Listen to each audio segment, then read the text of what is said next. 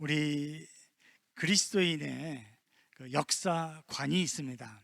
우리 신앙인의 역사관은 무엇보다 하나님이 우리에게 먼저 말씀하시는 것을 듣고, 그리고 하시는 그 하나님의 말씀에 사람들이 어떻게 반응하는지, 그리고 그 사람들이 하나님의 말씀에 반응하는 것을 하나님께서 보시고 또 말씀하셔요. 그 또 말씀하시는 그 하나님의 말씀에 인간들이 반응을 하게 됩니다. 이렇게 하나님이 말씀하고 사람들이 반응하고, 또 그 반응에 대해 하나님이 말씀하고, 또 말씀하시면 사람들이 반응하고, 이런 패턴이 반복되는 게 우리 신앙인들이 보는 역사관입니다. 오늘 본문 말씀은 바로 이런 역사관이 말해주는 대표적인 그런 패턴이라고 볼 수 있습니다. 이스라엘 백성들이 하나님께서 약속해 주신 이집트 땅에서 끌어내시고 가나안 땅에 들어오게 하셨어요. 이제는 모세도 죽었어요. 여호수아도 없습니다. 이제는 그들을 이끌 지도자가 없는데, 그때 오늘 본문 말씀에서 1절을 한번 보시면 길갈에서 천사가 이런 이스라엘 백성들에게 나타나서 말씀하셨다 합니다.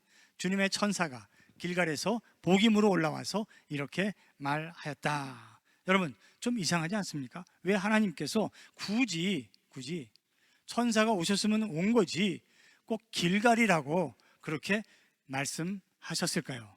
길갈이 아주 중요한 장소이고 영적인 교훈을 생각나게 하고 가르쳐 줄 수 있는 땅이었기 때문에 이 길갈에서 천사가 올라왔다고 하는 것은 깊은 의미가 있는 거죠. 여호수아 4장에 보면 길갈이라는 곳이 어떤 곳인지 우리가 자세하게 알 수 있어요. 하나님께서 이제 가나안 땅을 들어가서 성들을 이제 쳐부수고 땅을 정복해야 되는데 요단강이 있지 않습니까? 장마철이라 강이 물이 넘쳤어요. 하나님께서 제사장들에게 언약궤를 메고 먼저 넘치는 강물에 발을 대라 하셨습니다. 순종했더니 강물이 끊겼어요. 그걸 마른 땅을 밟고요, 이스라엘 백성들이 강을 건너갈 수 있었습니다. 뒤를 따라서 이스라엘 백성들이 다 강을 건넌 거예요. 하나님께서 이스라엘 백성에게, 여호수아에게 명령하셨어요. 각 지파마다 한 사람씩 정해서 그 요단강 가운데 있는 돌들을 하나씩 가져와라. 12개의 돌들을 가져다가 기념비를 세워라 말씀하셨어요. 그리고 나서 만일에 나중에 자손들이 도대체 이 돌들이 무엇입니까? 그 뜻을 묻거든 뭐라고 했습니까? 하나님께서 이스라엘 백성들을 요단강을 멈추게 해서, 끊겨지게 해서 마른 땅을 밟고 건너오게 하셨을 뿐만 아니라, 이렇게 너희들이 요단강을 마른 땅을 밟고 건너온 것처럼 너희들이 보지 못하고 경험하지 못했던 홍해까지도 이집트 땅에서 이스라엘 백성들이 나올 때에 그 바다를, 마른 땅을 밟고 건너가게 하신 분이 바로 하나님이시다라고 하는 것을 기억나게 가르치라. 그래서 그 12개의 돌을 기념비로, 기념물로 세우게 하신 거죠. 그리고 나서 여호수아 4장에 보면 마지막에 결론적으로 하나님께서 이렇게 말씀해서 정리를 해주세요. 이스라엘 백성들이 요단강을 건너게 된 것은 이스라엘 백성들이 힘이 있어서가 아니라 하나님이 강하시기 때문이다 라고 했고요. 그리고 하나님을 영원토록 사람들이 경외하도록 내가 이렇게 너희들에게 놀라운 일을 행했다라고 말씀해 주셨습니다. 자, 그러니까 길갈이라는 의미를 아시겠죠?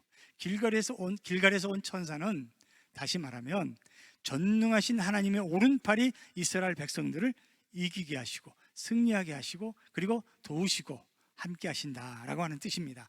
이스라엘 백성들이 하고 있는 일이 아니라는 거예요. 근데 또 한 가지, 길갈에서 할례를 행했어요. 여리고성을 이제 쳐 들어가야 되는데 전쟁을 할 사람들을 하나님께서 남자들에게 할례를 행하라고 한 거예요. 지금 전쟁 준비를 해도 모자랄 텐데 할례를 행하라고 했으니까 이거 말이 안 되잖아요, 상식적으로. 그래도 하나님께서 할례를 행했던 이스라엘 백성들의 믿음과 그들의 순종을 따라서 순종을 보시고 여리고성을 칼이나 활을 쏘지 않고 무너뜨릴 수 있도록 전능하신 하나님이 승리를 안겨주셨다는 거죠. 그렇습니다.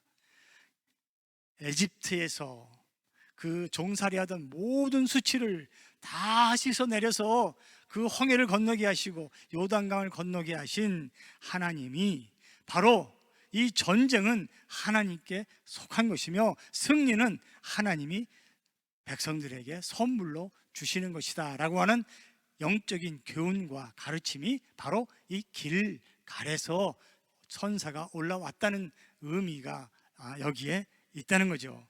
하나님을 잘 따르고 순종하면 하나님이 이렇게 승리와 이김을 주신다라고 하는 가르침이에요. 그래서 오늘 사사기 2장 1절에 보면 하나님이 이제까지 말씀하셨던 것을 다시 한번 말씀해 주고 계세요. 거듭 말씀하시는데, 왜냐? 이스라엘 백성들이 지키지 않았기 때문에 그런 거예요. 나는 너희를 이집트에서 이끌어내었고 또 너희 조상에게 맹세한 땅으로 너희를 들어오게 하였다. 하나님 편에서는 하나님이 말씀하신 것을 지키셨어요.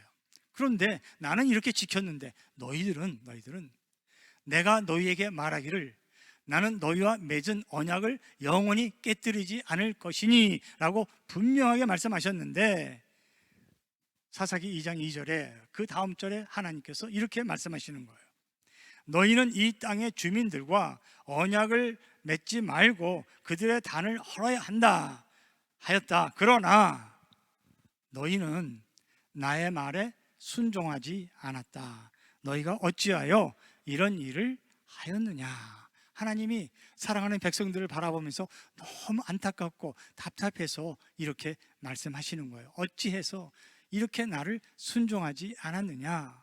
나는 언약을 다 지켰는데 왜 너희들은 그 주민들을 몰아내지 않고 오히려 언약을 맺고 단을 헐지 않고 그들처럼 그들의 신을, 우상을 따라 섬기고 있느냐. 하나님께서 그렇게 불쌍하다 말씀하시고 꾸중하고 계시는 거예요. 그런데 그러면 이렇게 꾸중하시니까 이스라엘 백성들이 어떻게 해야 됩니까? 회개하고 돌아서야 되지 않겠어요? 근데 이들이 변명을 해요. 왜 몰아내지 않았는가에 대한 변명을 하는 것이 1장 19절에 나오고 있습니다. 철병거 때문이라는 거예요.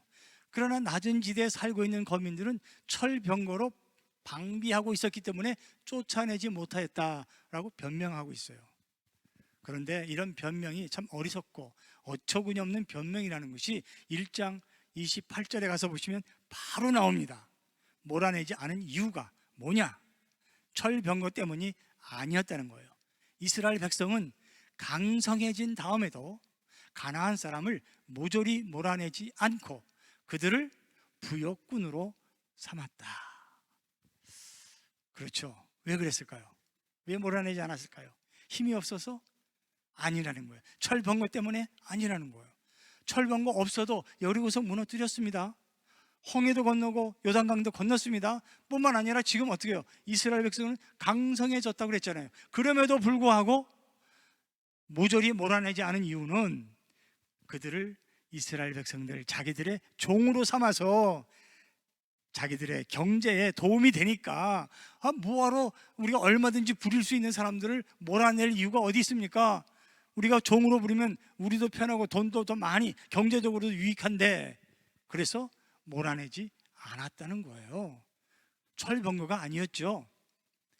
우리 조상들의 그 돈 화폐가 있었는데 동전이 있지 않습니까? 그걸 우리는 뭐라고 불러요? 엽전이라고 부르잖아. 그죠? 근데 이 엽전에 대해서 아주 재미있는 해석을 제가 읽게 되었는데 이런 해석이에요. 우리 조상들은 굉장히 지혜가 있는 사람들이었다.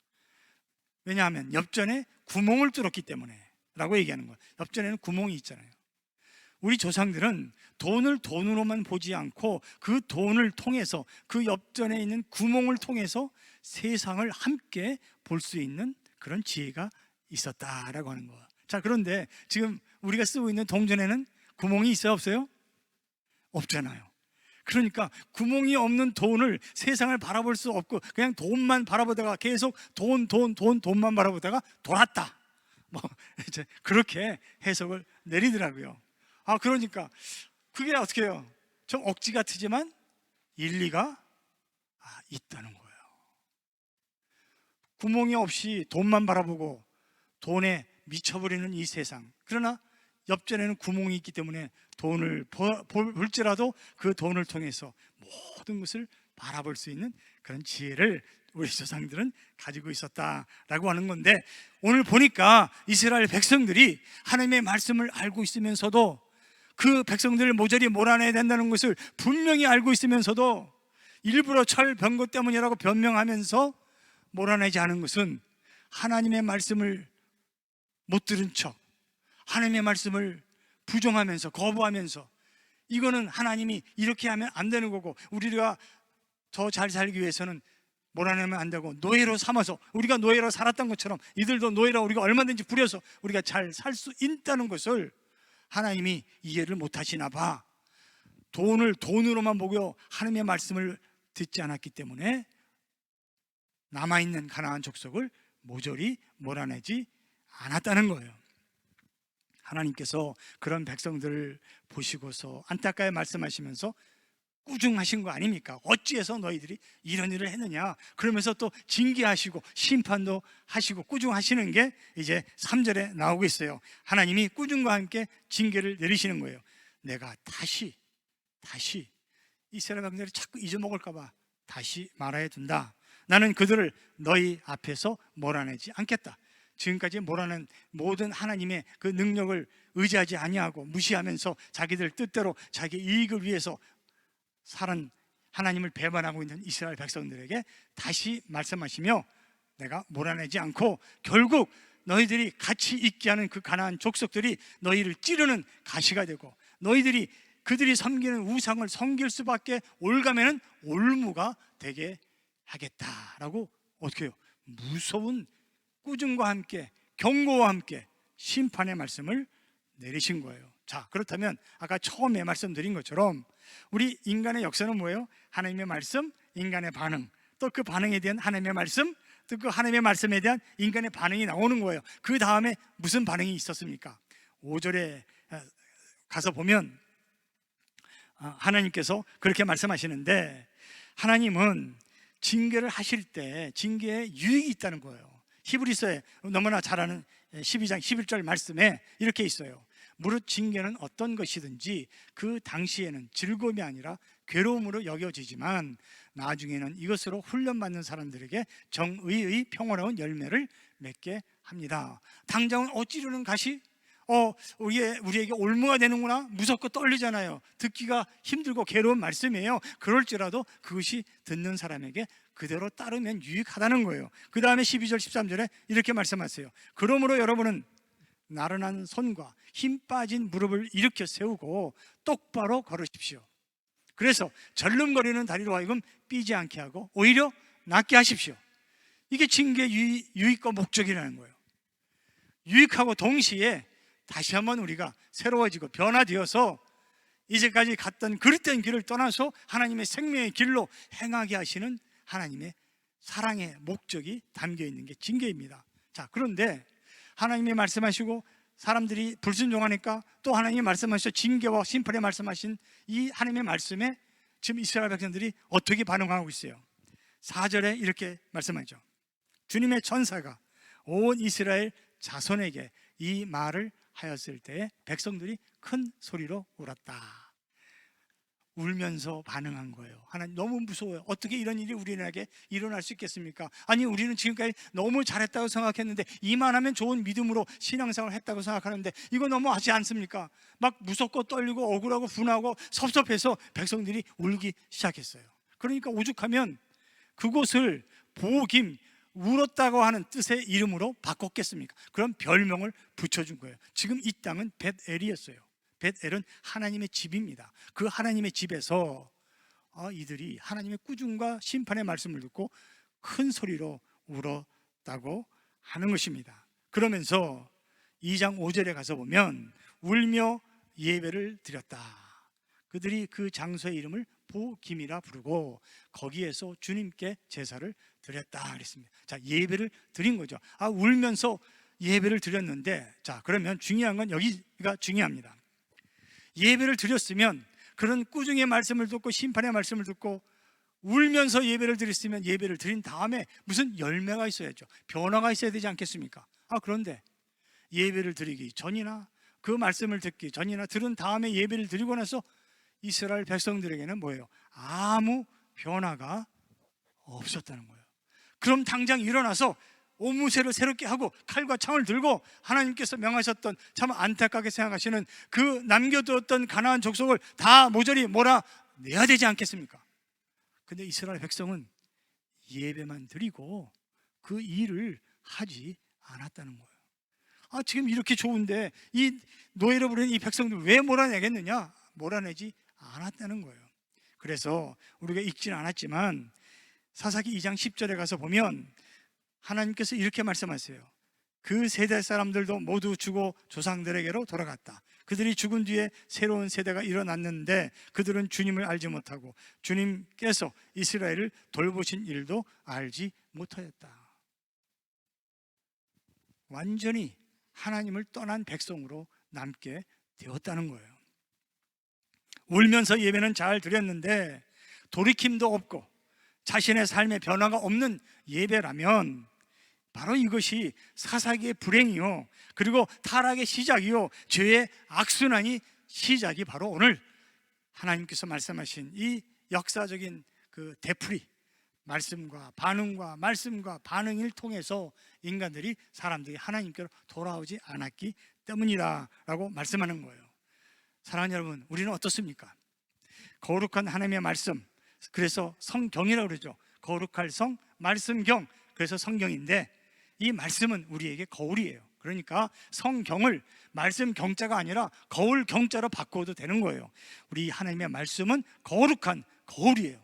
이 거울을 통해서, 이 말씀의 거울을 통해서 저 여러분들이 우리 자신의 모습을 봐라 하는 것이며, 오늘 이 사사기의 말씀을 통해서 오늘 우리는 우리 자신을 다시 한번 돌아볼 수 있기를 원합니다. 우리를 한번 비춰볼 수 있기를 원합니다.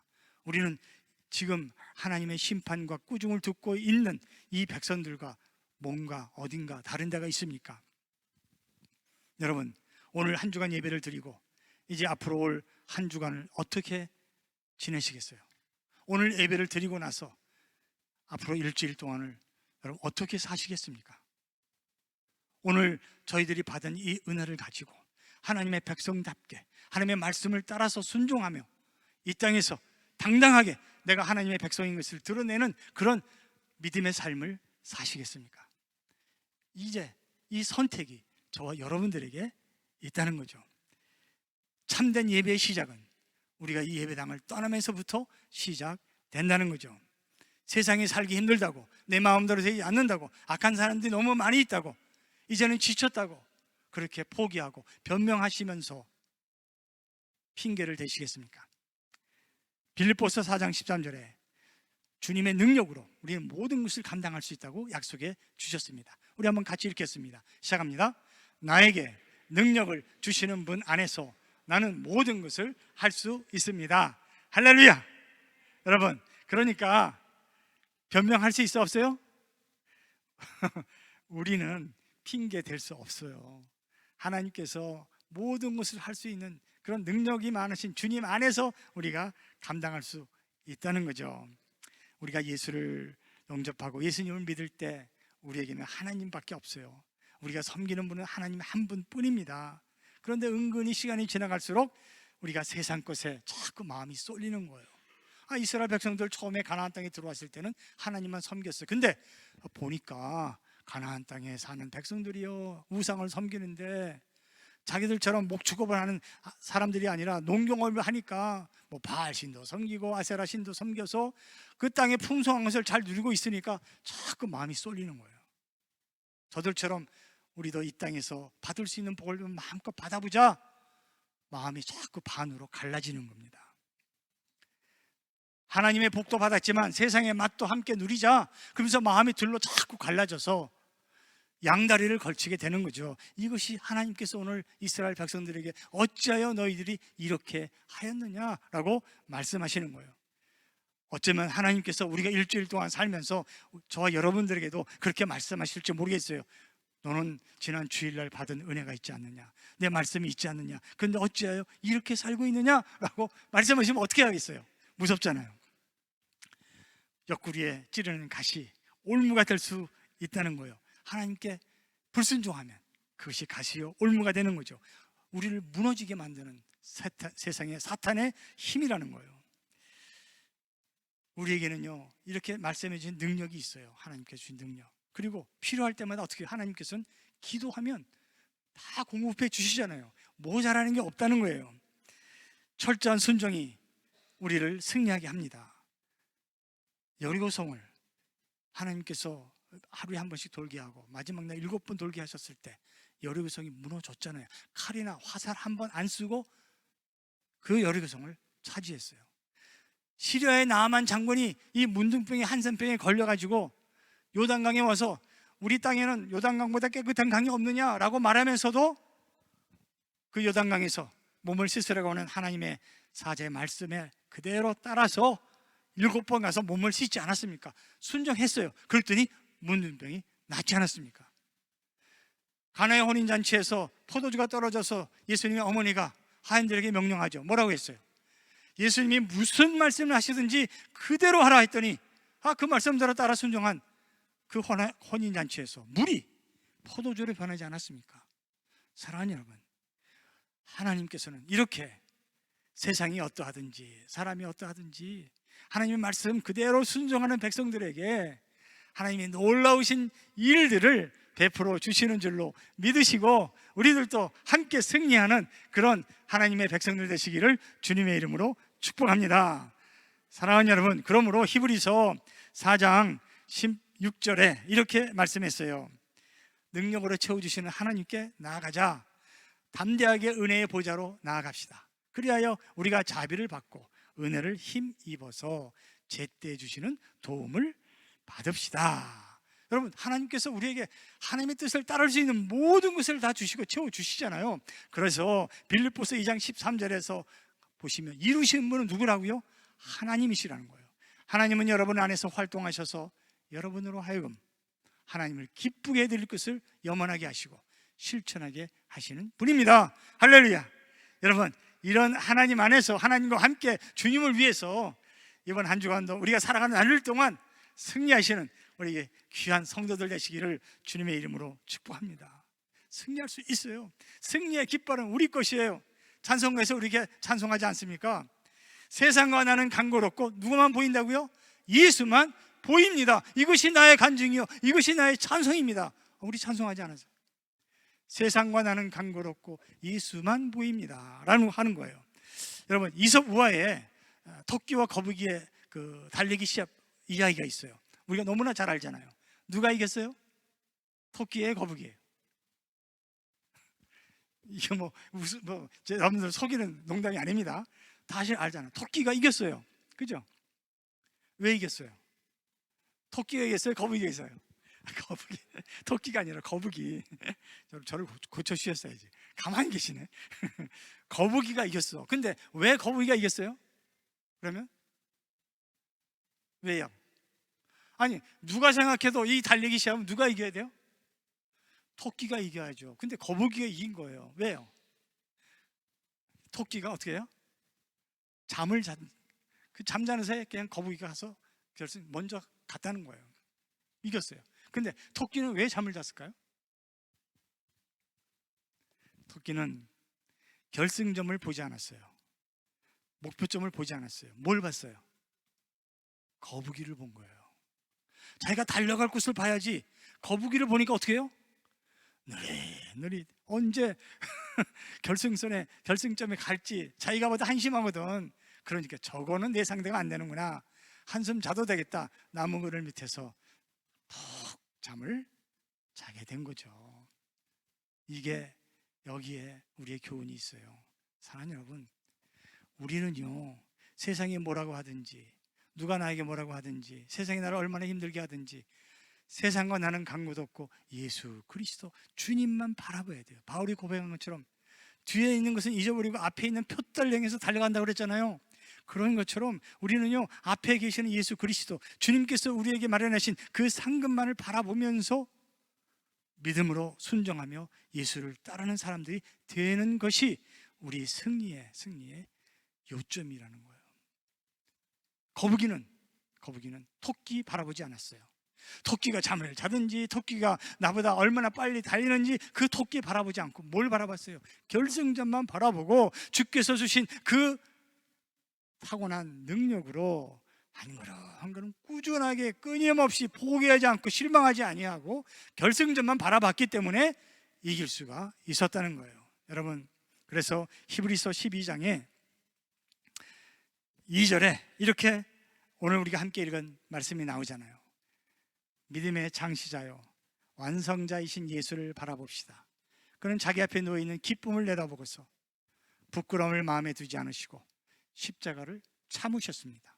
그리하여 그는 하나님의 보좌 오른쪽에 앉으셨습니다. 하나님의 보좌 오른쪽에 앉을 수 있는 그 승리야말로 우리 예수님께서 앞에 있는 놓여있는 그 기쁨만 바라보셨기 때문에 승리하는 그런 하나님의 보좌 우편에 앉아 계시는 기쁨을 맛볼 수 있으셨어요. 사랑하는 여러분, 나를 부인하고 내 십자가를 지는 거 아프다는 거예요. 십자가 지면 아프잖아요.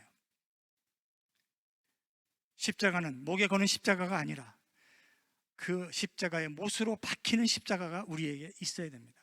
용서할 수 없는 사람을 용서할 때 그냥 쉽게 할 수 없어요. 아파요. 사랑할 수 없는 사람을 사랑할 때 아파요. 내가 예수님 때문에 손해볼 때 아파요. 세상이 나를 조롱할 때 아파요. 그때 우리는 나를 부인하고 십자가를 지면서 세상과 나는 간 곳 없고 예수 그리스도만 보인다고, 그게 나의 간증이요 찬송이라고 믿음으로 주님을 따라갈 때 진정으로 저와 여러분들에게는 승리가 주어지는 줄로 믿으시기를 간절히 소원합니다. 하나님께서는 이스라엘 백성들보다 저와 여러분들을 얼마나 더 깊이 사랑해 주셨는지, 독생자 예수님까지 십자가에 달리시게 하시고 우리를 하나님의 그 사랑의 품에 지금 이 시간에도 우리를 품어주고 계십니다. 하나님은 우리의 반응에 따라 평가하시고 꾸중하십니다. 왜냐? 우리 아버지이기 때문에. 우리가 잘못하면 꾸중하세요. 경고도 내려주세요. 그럴 때마다 우리는 주님 앞에 제가 잘못했어요 회개하고 다시 한번 하나님의 그 생명의 길로 돌아와서 새롭게 일어서서 빛처럼 주님을 따라가는 그런 승리하는 주의 백성들 되시기를 간절히 소원합니다. 그렇습니다. 이것이 사사기에서 우리에게 주는 가장 귀한 교훈입니다. 그런 죄의 악순환은 순종하지 아니하고 세상을 따라가며 이중적으로 이것도 좋고 저것도 좋다고 생각하는 그런 눈물이 아니라, 여러분, 악어의 눈물이 있어요. 악어의 눈물은 어떤 눈물이에요? 악어의 눈물이 있을까 없을까요? 있어요 없어요? 전설이에요. 악어는요 자기의 먹이를 채가지고 자기 입에 물고서 막 흔들 때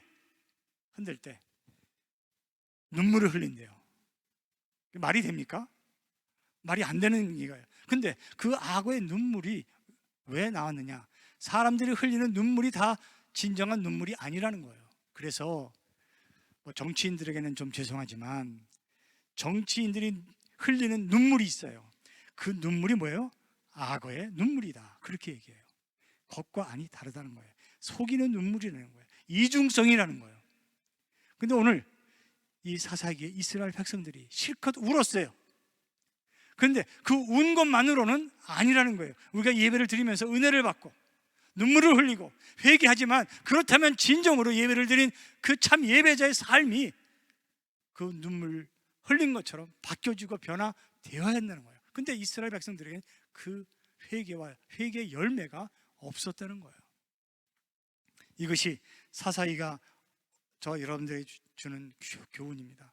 진정 우리는 이스라엘 백성들처럼 그렇게 죄의 악순환으로 계속 반복하다가 우리 역사가 심판으로 끝나는 그런 사람들은 결코 아니라는 거예요. 여러분, 이스라엘 역사는 다행히도 지나간 과거입니다. 지금 우리의 역사는 현재입니다. 아직도 저와 여러분들에게는 기회가 있다는 거예요. 여러분들의 삶의 역사를 어떻게 쓰시겠어요? 우리 교회의 역사를 어떻게 써내려가시겠어요?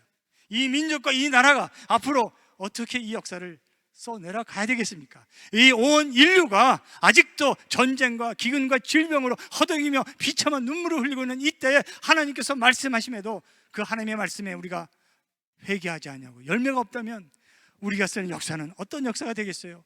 결국에는 심판의 역사가 될 수밖에 없다는 겁니다. 사랑하는 여러분, 지금 아직도 저와 여러분들에게는 기회가 주어져 있어요. 진정 우리의 집을 흔들리지 않는 믿음의 반석 위에 세우는 집으로 여러분들 세우시겠습니까? 아니면 홍수가 나고 창파가 불고 물결이 셀 때에 그냥 무너지고 마는 모래 위에 세우는 그런 집을 세우시겠습니까? 우리가 쓰는 역사는 바로 이제 저 여러분들의 선택에 달려 있다는 거예요. 이 시대에 하나님께서 저 여러분들을 하나님의 자녀로 이렇게 아름다운 하나님의 교회로 불러주셨으니 하나님의 군사로 이 시대를 변화시키는 그런 등불 같은 하나님의 군사들, 그리고 빛같이 일어나서 이 어두운 세상을 바뀔 수 있는 빛의 자녀로 여러분 우리의 인생을 사랑하는 역사를 쓰시고요, 이 민족과 이 세상을 바꿔갈 수 있는 변화되게 하는 빛과 소금의 하나님의 일꾼으로 우리 연합교회가 다시 한번 새롭게 힘있게 일어서실 수 있는 그런 복된 주의 백성들 되시고, 정말 여기서부터 여러분들 한 사람부터 우리의 가정이, 우리의 교회가 그렇게 하나님 앞에서 새로운 역사를 써내려갈 때 진정으로 하나님이 우리에게 필요한 모든 것을 공급해 주시고요, 그 능력이 저 여러분들 안에서 승리하게 하시는 하나님의 기적 같은 주의 백성들이 되실 줄로 믿습니다. 우리 함께 일어나 찬송하면서 두 손 들고 주님 앞에